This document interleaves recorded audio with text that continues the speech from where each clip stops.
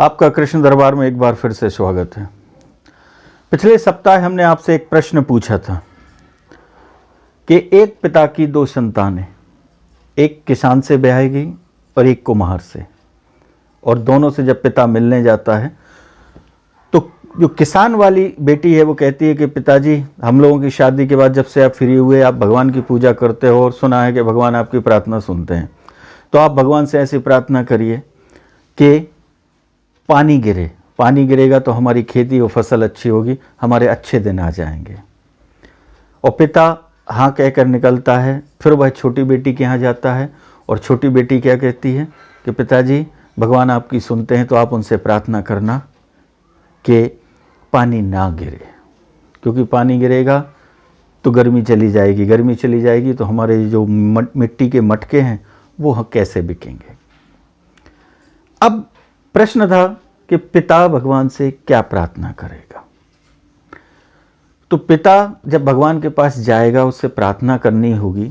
यदि वह किसी एक भी बेटी के पक्ष में करता है तो जो दूसरी बेटी है उससे अन्याय होगा, क्योंकि पिता है और हर माता पिता को अपनी संतानें सर्वप्रिय होती, चाहे वो बड़ी हो, मंझली हो, छोटी हो, कोई भी हो, सबसे प्रेम बराबर होता है।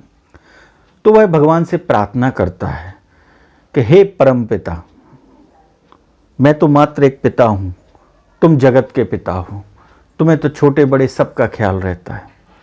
मैं खुद दुविधा में पड़ गया हूँ कि मैं किसके प्रति प्रार्थना करूँ।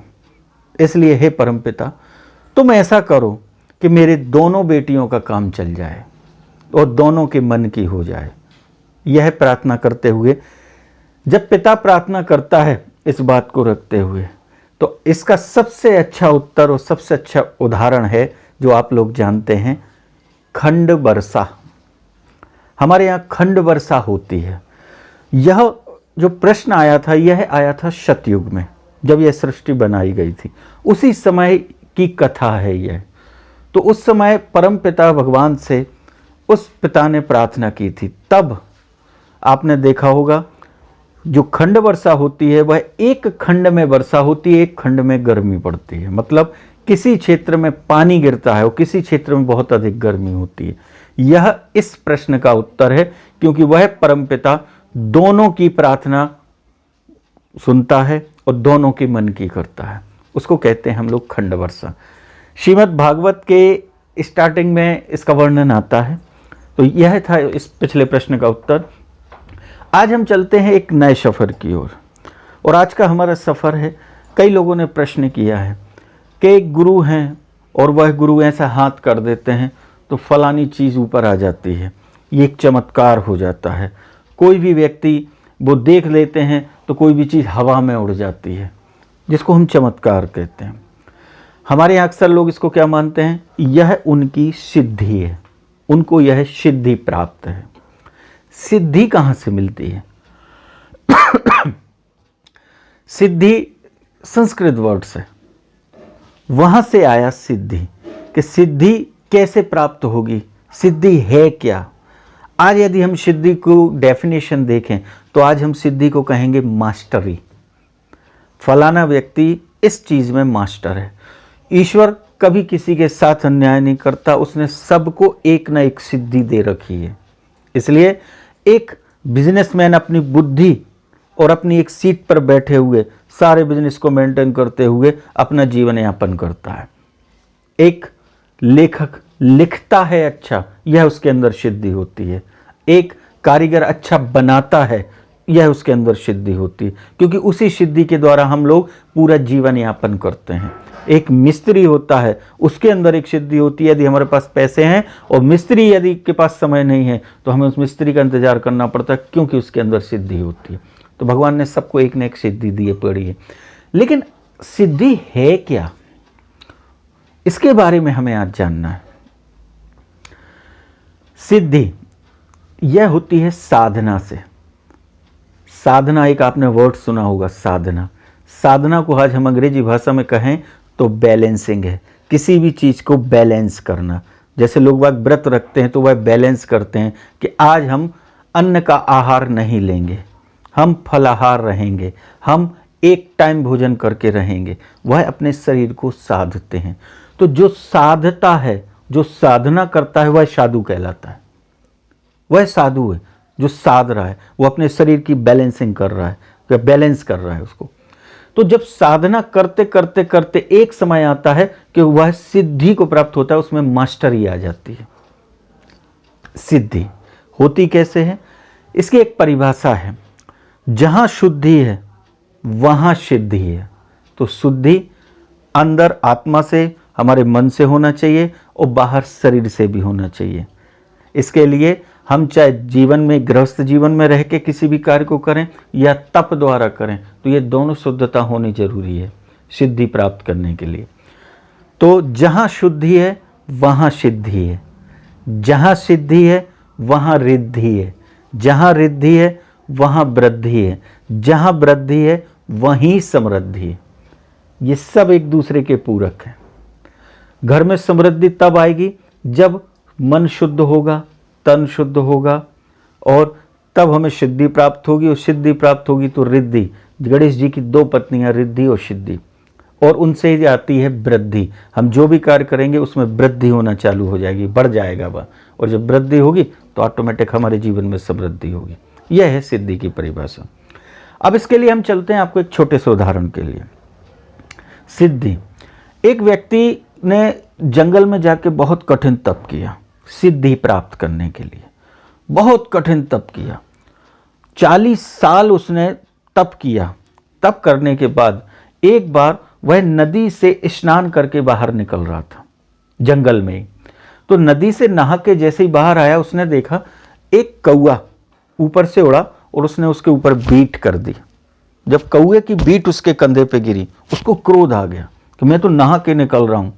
तो उसने क्रोध में उस कौए को देखा, तो उसके क्रोध के कारण वह कौआ जल गया। तो वो अंदर से हिल गया, अरे मेरे अंदर सिद्धि प्राप्त हो गई। अब मैंने उसे देखा, गुस्से में वो जल गया। उसने कहा इसका प्रैक्टिकल करना पड़ेगा कि वास्तव में मेरे अंदर सिद्धि आ गई, 40 साल की तपस्या का आज मुझे फल मिल रहा है। तो वह जंगल में और आगे बढ़ा, तो उसने देखा एक हाथी जा रहा है। तो वह जो साधु था, जो साधना कर रहा था, उसने कहा मर जा। तो वह हाथी गिर गया, मर गया। फिर उसने कहा जिंदा हो जा, वह जिंदा हो गया। तो उसने कहा अरे मेरे अंदर तो सिद्धियां आ गई। इस बात को देखते हुए, इसको सुनते हुए वह साधु फिर आगे बढ़ा। अब उसने कहा अब मुझे जाना चाहिए दुनिया के अंदर कि लोग बाग मुझे समझें, तो मेरी पूजा करें कि मेरे अंदर कितनी सिद्धियां आ चुकी हैं।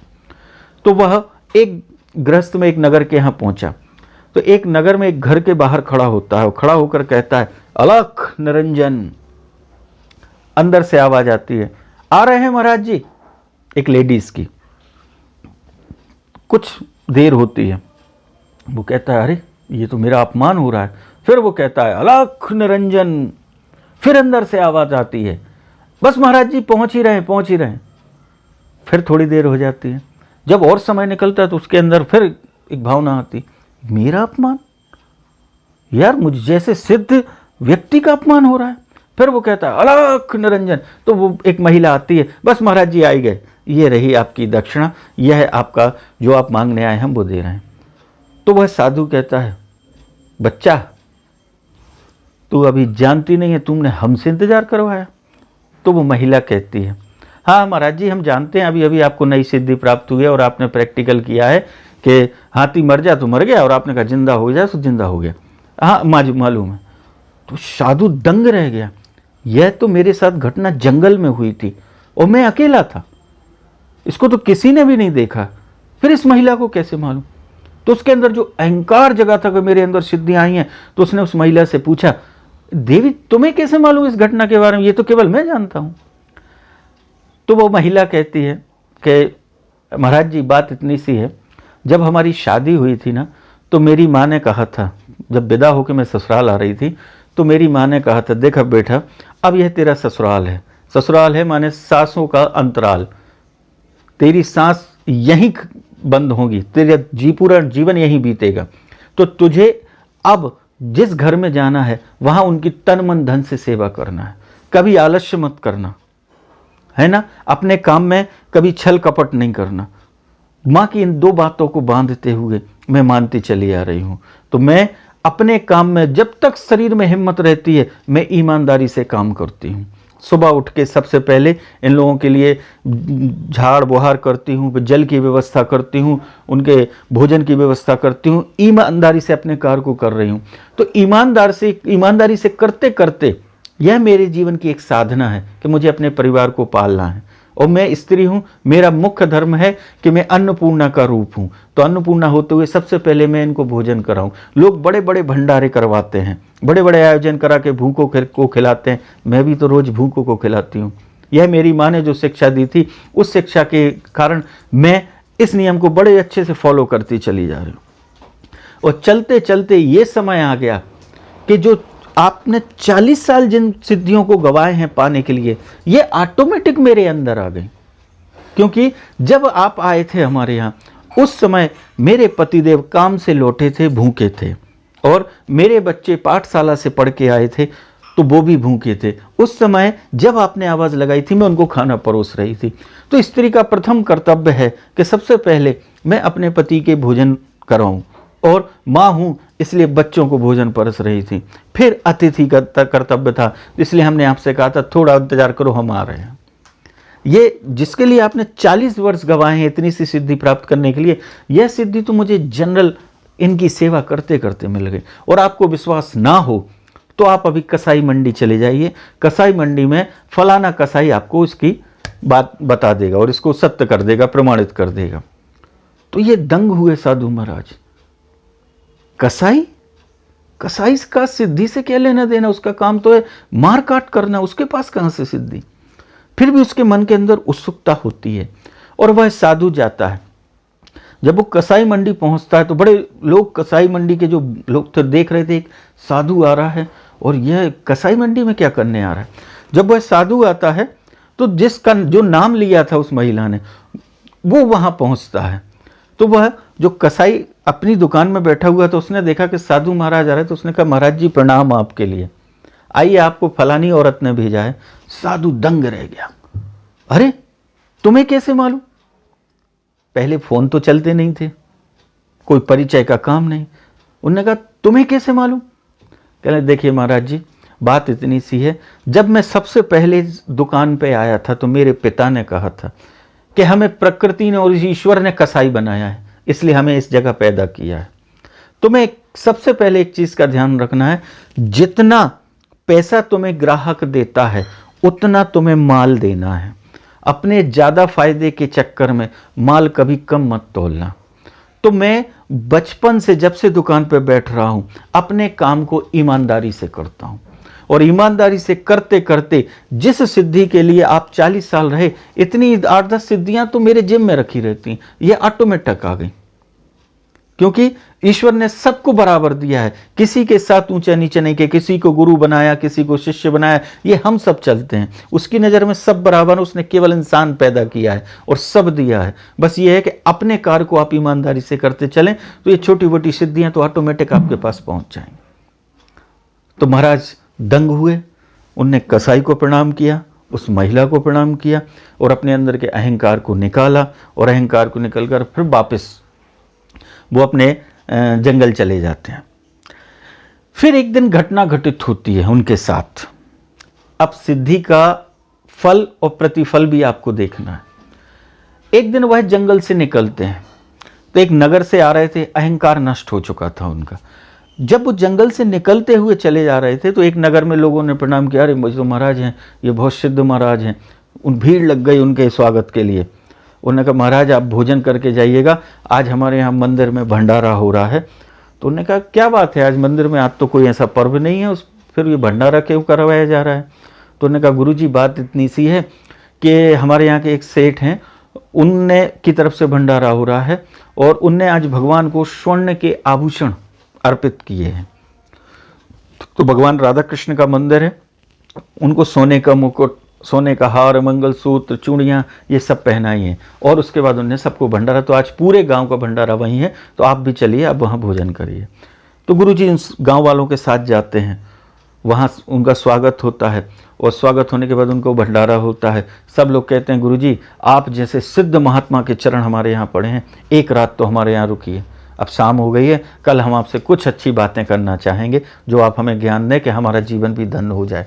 महाराज जी ने कहा ठीक है। तो उन महाराज जी की रुकने की व्यवस्था उसी मंदिर में की जाती है।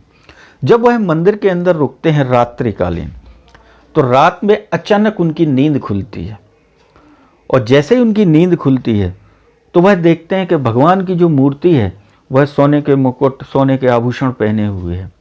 तो वह उठते हैं, भगवान के पूरे आभूषण उतारते हैं, मुकुट उतारते हैं, हीरे की अंगूठी, कंगन, जो जो भगवान को पहनाए गए थे वो सब स्वर्ण के सारे आभूषण उतार के वह एक झोली में रखते हैं और आधी रात को चल देते हैं। अब सुबह होती है। सुबह होने पर जब पुजारी पहुंचता है मंदिर तो वो देखता है ताला लगा, वो ताला खोला हुआ है, कोई मंदिर में है नहीं। अरे भगवान के आभूषण चोरी हो गए। चारों तरफ ढूंढे जाते हैं कि मंदिर में चोरी हो गई, चोरी हो गई, चोरी हो गई, लेकिन किसी ने शक नहीं किया कि ये महाराज जी ले गए। सब जानते थे ये बहुत सिद्ध संत हैं और सब लोग ढूंढने में लग गए। अब वह जो साधु थे, सिद्ध साधु, वह अपने पहुंचते हैं जंगल, और जब अपनी जगह पे पहुंचते हैं फिर सुबह जाते हैं वो स्नान करने। तो स्नान करने के पहले जब वह सोच क्रिया के लिए जाते हैं तो सोच क्रिया करके फुर्सत होके जैसे ही वो डुबकी लगाते हैं तो बाहर आते हैं पानी से, उनके अंदर से एकदम दिमाग खुलता है, अरे ये मैंने क्या किया, मुझे साधु को क्या आवश्यकता है सोने की, सोने की मुझे क्या जरूरत है, और वो भी भगवान के, मैं उतार लाया। तुरंत उनका मन खटका, उनने सारे आभूषण लिए उस समय और नगर की ओर चल दिए। उस समय पूरे गांव के लोग उस मंदिर के यहाँ बैठे हुए थे, सब लोग चर्चा कर रहे थे। महाराज जी को आता देख के सबने कहा महाराज कल आप चले गए, इसके बाद मालूम है मंदिर में चोरी हो गई, ऐसा हो गया।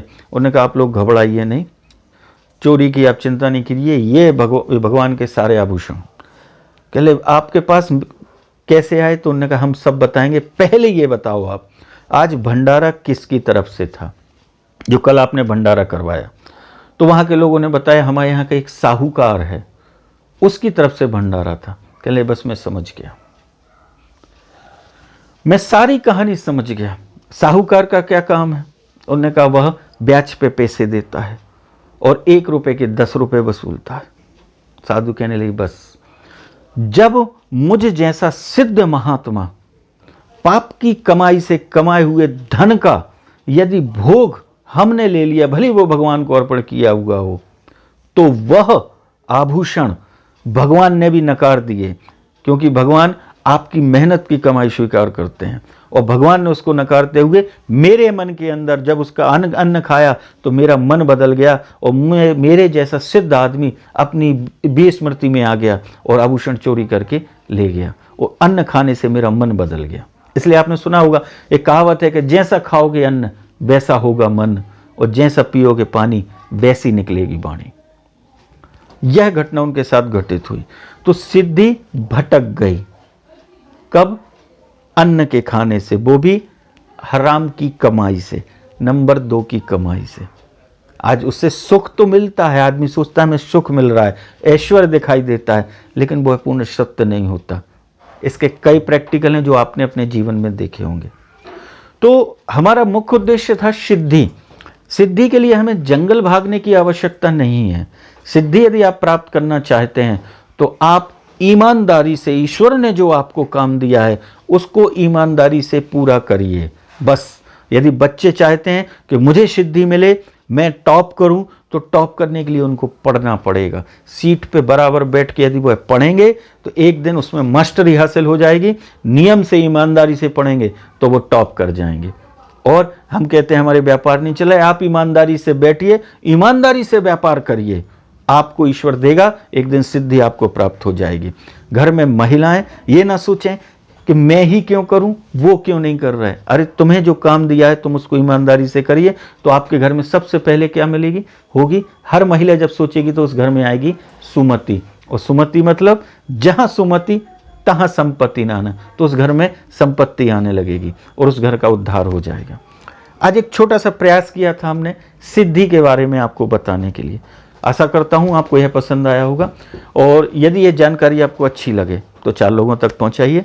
सिद्धि के पीछे भागने की आवश्यकता नहीं है, अपने कर्म को ईमानदारी से करते रहिए। जो भगवान श्री कृष्ण ने गीता में कहा है कि कर्मण्येवाधिकार रस्ते माँ फलेषु कदाचन, तू केवल कर्म करने के लिए तो कर्म कर, लेकिन ईमानदारी से, पूर्णता के साथ कर। अब हमारा अगला प्रश्न है रामायण से। रामायण में आपने देखा होगा कि जनक जी ने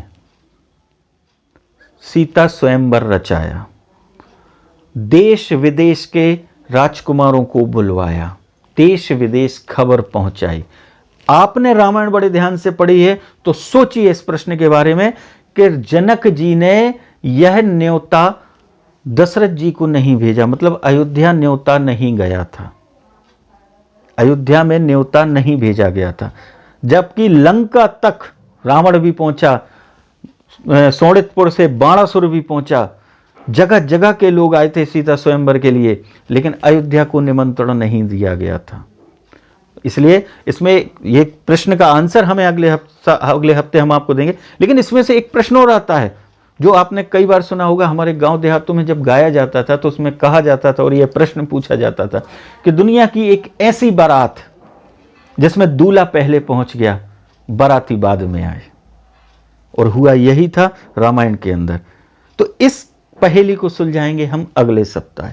आपको यह खोजना है कि जनक जी ने अयोध्या स्वयंवर का न्योता क्यों नहीं भेजा था, इसके पीछे क्या कारण था, जबकि दशरथ जी से जनक जी की मित्रता थी, लेकिन क्यों नहीं भेजा, इसको जानेंगे हम अगले सप्ताह। तो आशा करता हूं आज की ये छोटी सी कथा आपको पसंद आई होगी। भगवान श्री कृष्ण आपकी सारी मनोकामनाएं पूरी करें, आप लोग सब स्वस्थ रहें, और ये जो अभी इस समय महामारी और युद्ध चल रहा है, हम चाहते हैं प्रभु आज ही स्वीकार करो, इसी क्षण इसको बंद करने की कोशिश करो। हम सब एक साथ दिल से प्रार्थना करेंगे तो यह स्थिति, भयावह स्थिति जल्द ही नष्ट हो जाएगी। जो हमने आपको सबसे पहले एपिसोड कोरोना वाले में बताया था कि आप अंतरात्मा से प्रार्थना करें तो आज ही आप चाहेंगे तो यह युद्ध समाप्त हो सकता है और हमारी इंसानियत बच सकती है, जो आज हम देख रहे हैं कि इंसानियत का क्या खेल खेला जा रहा है वहाँ। तो प्रार्थना करिए, आप लोग स्वस्थ रहिए, भगवान आपकी सारी मनोकामनाएं पूरी करे और आपके यहाँ धन संपदा बढ़े, सारे काम आपके बने, इसी आशा सहित